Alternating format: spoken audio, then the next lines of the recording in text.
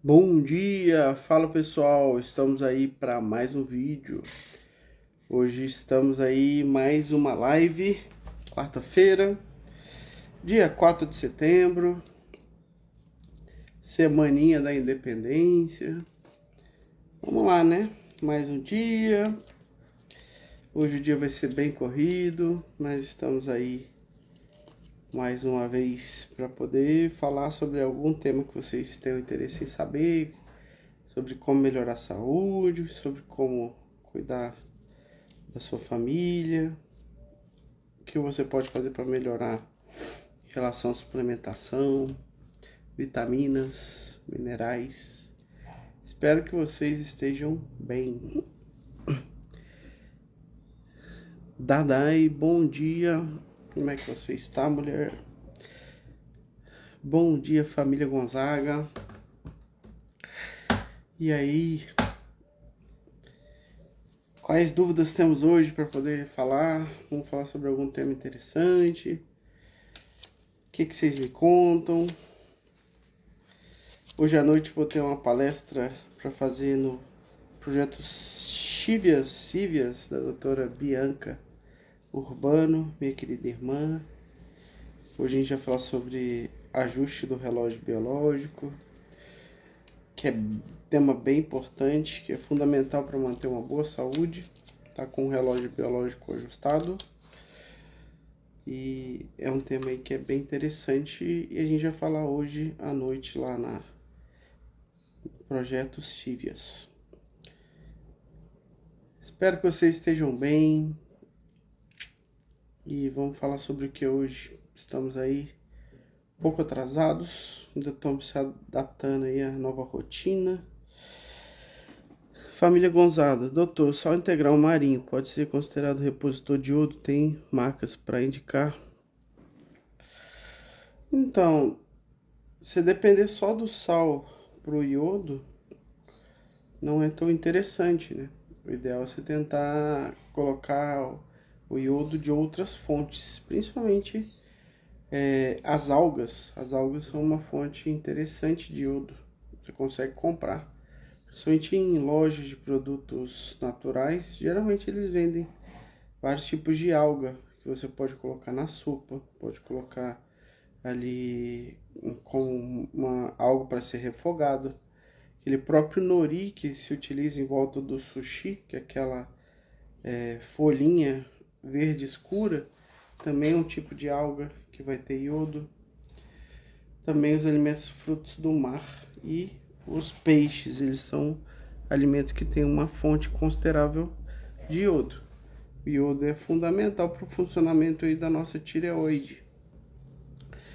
E na questão do sal, o sal ele vai ter inúmeros componentes. No Brasil, geralmente o sal ele é obrigatório o processo de colocação do iodo, tá? Então, no caso, ele vai vir iodado, mas não necessariamente vai vir na quantidade que o seu corpo precisa.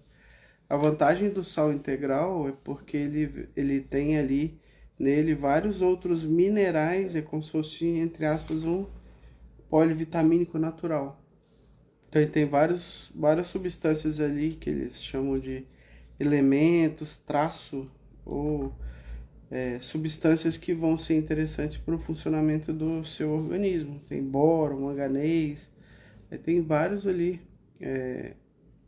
elementos que podem ser bem interessantes, elementos químicos que o corpo precisa em pequenas quantidades, mas que vão estar presentes aí nesse sal integral. Então, a grande vantagem dele é essa. Geralmente ele vem iodado.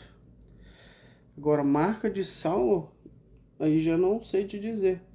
A gente gosta de comprar o sal do Himalaia, que vende mesmo no mercado. Essas marcas maiores elas acabaram tendo que aderir a esse sal também por conta de você ter um mercado muito grande, né? As pessoas elas pararam de consumir o sal refinado, que perde todos esses elementos químicos aí que tem no sal integral. E aí acaba que a maior parte das pessoas tem dado prioridade a esse tipo de sal e a indústria teve que se adaptar a isso, tá? Mas o ideal é você consumir mais algas, que tem diferentes tipos de iodo, que a gente chama orgânico, que está ligado a algum composto orgânico que o organismo ele consegue absorver até melhor, tá? Mas é isso. Sobre o que vocês querem saber? Ontem mesmo tem uma paciente minha que deu uma bagunçada fortíssima na tireoide com os do Lugol. Então o Lugol ele tem que ser muito bem utilizado, porque ele traz aí uma série de problemas quando, dependendo da pessoa. Uma pessoa, por exemplo, com tireoidite de Hashimoto, ela pode ter problemas, inclusive o próprio consumo do Lugol, ele pode ser um fator de risco para você aumentar a chance de ter tireoidite de Hashimoto. Então tem que ter cuidado com isso. Bom dia, Antônio Gabriel.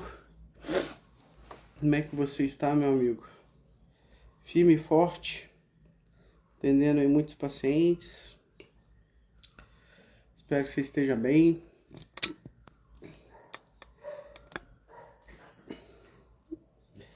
E aí, pessoal, alguma questão de algum tema que vocês queiram saber? Algo relacionado aí a vitaminas? Alguma questão de saúde que a gente possa falar? Aproveitar esse tempo aqui para a gente poder conversar, interagir um pouco. Às vezes alguém tem alguma dúvida sobre o protocolo Coimbra também que a gente pode esclarecer. Sobre doenças autoimunes. Tem tantos temas aí que a gente pode falar.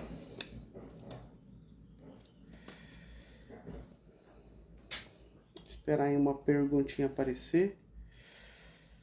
Ontem eu até ia tentar abrir uma caixinha de perguntas, mas não rolou. A agenda estava bem complicada.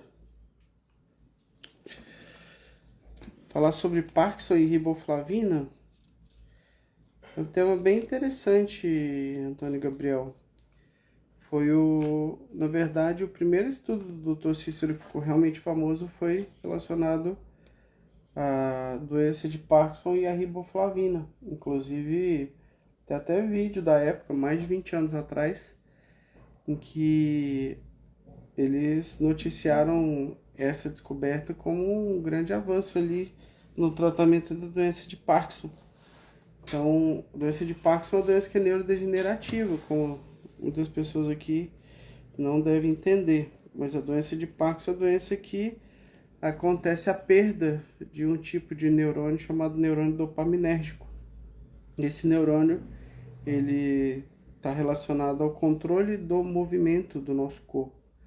E a falta de dopamina nesse sistema vai acabar causando ali um enorme prejuízo para você conseguir se movimentar. Então, o paciente com doença de Parkinson tem a tendência a apresentar alguns tipos de sintomas relacionados ao movimento.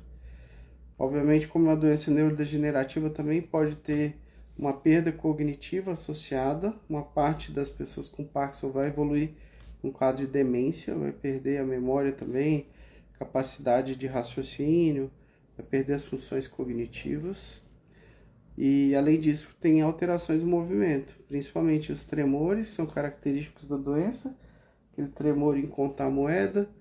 Tem a bradicinesia, que é a lentidão para você conseguir fazer os movimentos. E também vai ter a instabilidade postural, tendência à queda. Então, o paciente começa a ter um desequilíbrio.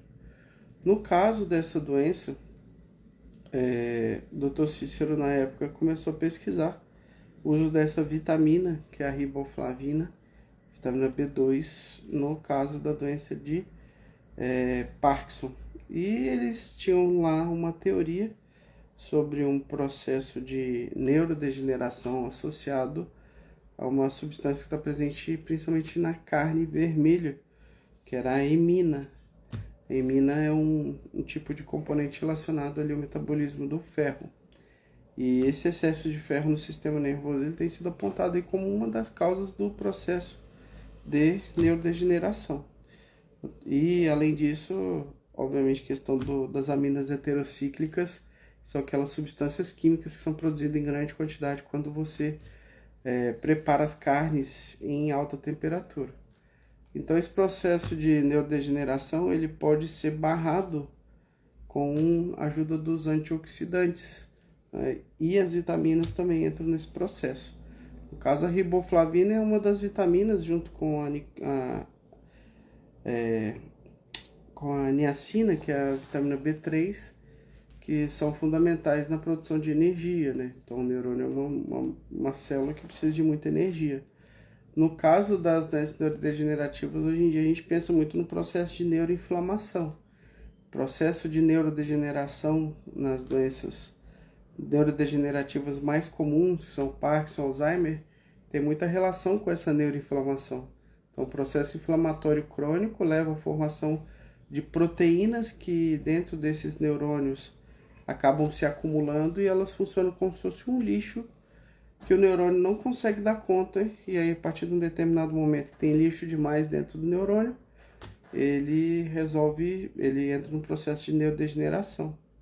É como se você estivesse morando numa casa que você começa a acumular lixo, tem uma hora que já não cabe mais nada seu lá, só lixo, e aí não dá para mais morar nessa casa, mais ou menos isso que acontece com o neurônio. O neurônio ele acaba se perdendo por conta desse acúmulo dessas proteínas.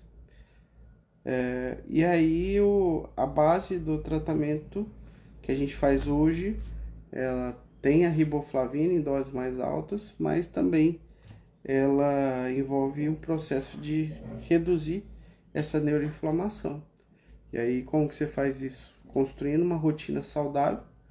Então, quando você está dormindo, por exemplo, seu cérebro faz um processo de limpeza. Quando você faz atividade física, seu sistema nervoso ele é beneficiado com a produção de uma substância no cérebro chamada de BDNF, que é o fator neurotrófico derivado do cérebro. Questão da alimentação, questão da suplementação. Então, tomar sol é muito importante para quem tem doença neurodegenerativa, porque a vitamina D ela é muito importante tanto para proteger o neurônio, estimulando também a produção de neurotrofinas, são substâncias protetoras, mas a vitamina D ela tem um outro papel de reduzir a inflamação no sistema nervoso. Tanto é que, se você for ver, existe uma forte associação entre deficiência de vitamina D e quadro de doença neurodegenerativa, tanto Alzheimer quanto Parkinson, porque essa vitamina D tem um efeito protetor. Tanto é verdade que há pouco tempo atrás, se eu não me engano, foi 1 ou 2 anos atrás, saiu um estudo em que eles fizeram eles pegaram o cérebro de pessoas que morreram de Alzheimer. Na verdade, pegaram o cérebro de idosos com Alzheimer e sem Alzheimer. E aí eles foram comparar no cérebro dessas pessoas, tiraram o cérebro das pessoas, fizeram lá o exame anatomopatológico, eles dosaram a concentração de vitamina D dentro do cérebro. E eles viram que justamente no cérebro das pessoas com doença neurodegenerativa, em especial nesse estudo Alzheimer, eles tinham um nível muito mais baixo de vitamina D dentro do tecido cerebral quando comparado a pessoas que não tinham doença neurodegenerativa, mostrando que, mais uma vez, a vitamina D pode ter um papel neuroprotetor muito importante, principalmente nessas doenças. E um dos possíveis mecanismos que pode ocorrer, que leva o processo de neurodegeneração, é a incapacidade do sistema nervoso de manter níveis adequados de vitamina D. A riboflavina é uma substância que é muito estudada, tem inúmeras reações químicas que dependem dela, principalmente as reações químicas que dependem de energia, de ATP. Ela tem sido muito estudada também, Antônio Gabriel, no caso das enxaquecas. Muitas enxaquecas elas melhoram com o uso da riboflavina. Dr. Cícero, há pelo menos 10 anos, ele prescreve doses altas de riboflavina para quem tem enxaqueca.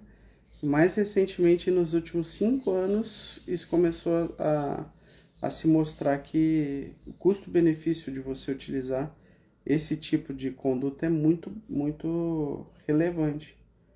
Então, o Dr. Cícero, como a gente tá ali próximo, a gente vê que ele tá muito à frente em alguns aspectos do que a maior parte das pessoas em relação à medicina, assim. Ele tem uma visão muito aprofundada, ele tem a capacidade de aprofundar muito nos assuntos, consegue estudar com uma profundidade que poucas pessoas conseguem e ter algumas percepções assim que são incríveis. Então, trabalhar com ele é uma oportunidade de aprender muito em relação a isso. Só tenho a agradecer ao Dr. Cícero. Dona Adriele, indica alguma homeopatia para amenizar a dor e febre quando o bebê faz vacina? Então, Adriele, tem que conversar com a Dani homeopata. Ela vai poder te orientar melhor sobre qual tipo de homeopatia você pode utilizar. O grande problema das vacinas hoje em dia, que eu vejo, principalmente em relação ao que eles colocam de adjuvante na vacina, e é o que me preocupa, principalmente as vacinas que tem alumínio, né? O alumínio ele tem uma capacidade de causar inflamação muito grande. Então imagina isso numa pessoa que tem já uma histórico familiar de doença autoimune, numa pessoa que está com nível muito baixo de vitamina D. Então tudo isso leva a um processo de estímulo do sistema imunológico que pode levar, por exemplo, a uma doença autoimune. Então isso aí é um problema que realmente me preocupa. E você reduzir esses efeitos do alumínio é algo que é interessante. Também dá para você fazer com homeopatia. Luiz Gomes, nódulos da tireoide, disseram 7 tamanho. É preocupante? Em relação ao tamanho não é preocupante, mas tem que avaliar também outras características desses nódulos, né? Se ele é sólido, semissólido, qual é o formato desse nódulo, se ele tem um aspecto mais benigno, mais circunscrito, se ele tem um aspecto mais maligno, mais espiculado. Tudo isso tem que ser avaliado e eles fazem uma classificação, né? Nódulo de tireoide, eles fazem aquela classificação de Tirades. Quanto mais alto Tirades, maior a chance de ser um câncer. Tudo se fala ali em probabilidade. Então, Tirades 1, 2, praticamente zero possibilidade de ser câncer.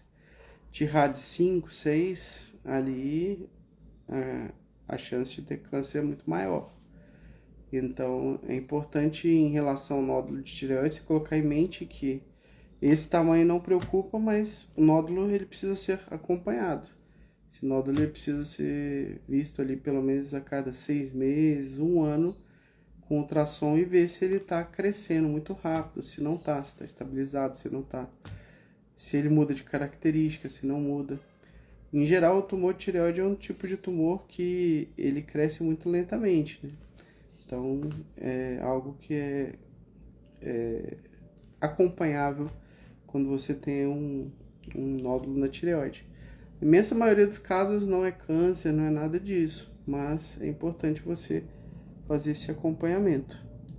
E na verdade, alguns fatores de risco para você começar a fazer nódulos na tireoide é o contato com o mercúrio não, com cloro e com flúor. O cloro e o flúor, eles aumentam muito o risco de você desenvolver nódulo da tireoide.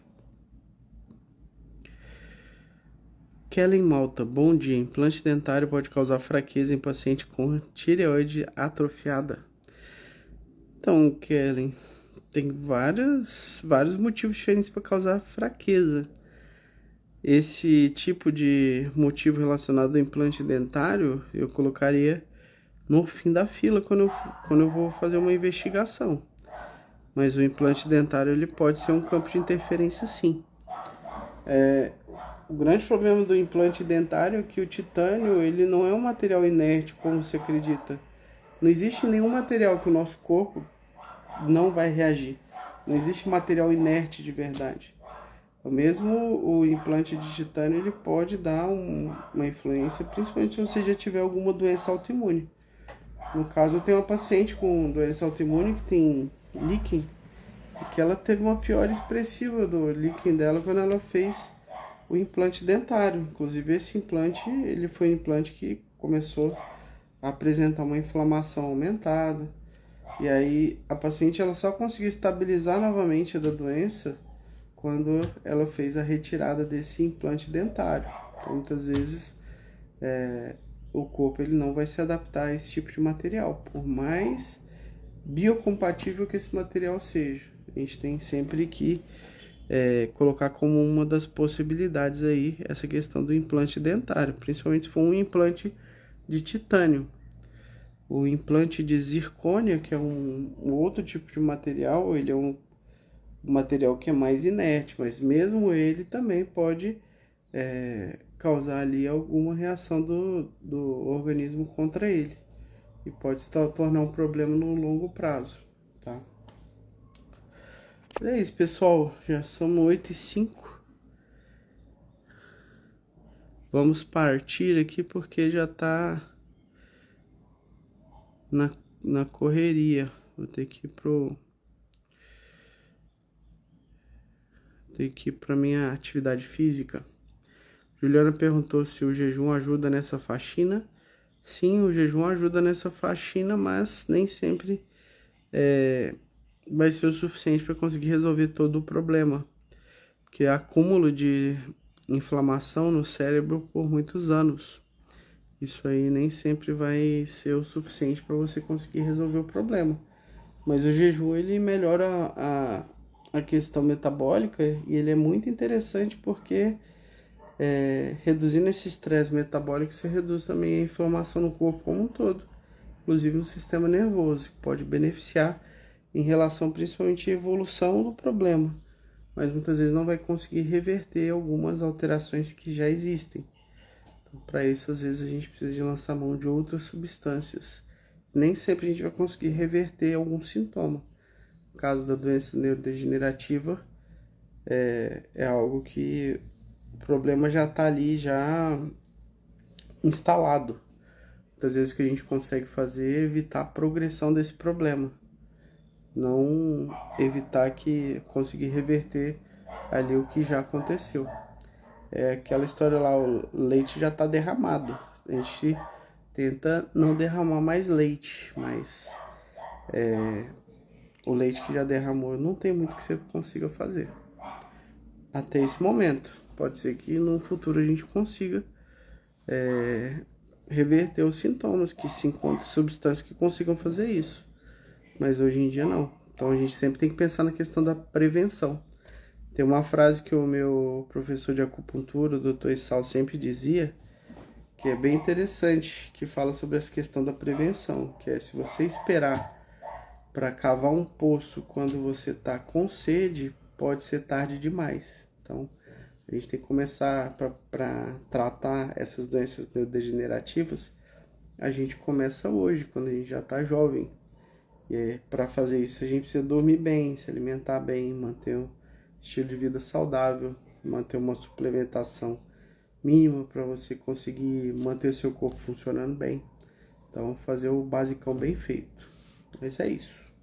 Grande abraço a todos, fiquem com Deus e até amanhã. 7h30 da manhã a gente está de volta.